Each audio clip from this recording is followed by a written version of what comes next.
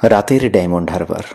সবাই ঘুমিয়ে পড়েছে, কিন্তু শহরের সেই বিখ্যাত বাঘের মূর্তিটা যেন আজ একটু নড়ে চড়ে বসল। সে যেন বলছে, এত বছর ধরে এক জায়গায় দাঁড়িয়ে আছি, এবার একটু শহরটা ঘুরে দেখি। প্রথমে বাঘ গেল নতুন পোলে। রাতের ফাঁকা রাস্তায় নিঃশব্দে হাঁটছে সে। যে জায়গাটি দিনের বেলা এত জমজমাট, রাতের বেলা সেই জায়গা একদম শান্ত। তারপর সে ধীরে ধীরে হাঁটতে হাঁটতে গেল মুক্তাঙ্গনে। আলো ঝলমলে, চারপাশে ঠান্ডা হাওয়া, পাশেই নদী।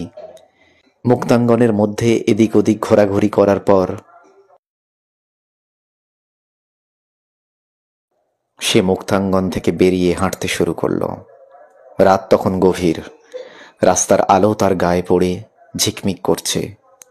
সে একা, কিন্তু শহরটা যেন তার দিকেই তাকিয়ে আছে।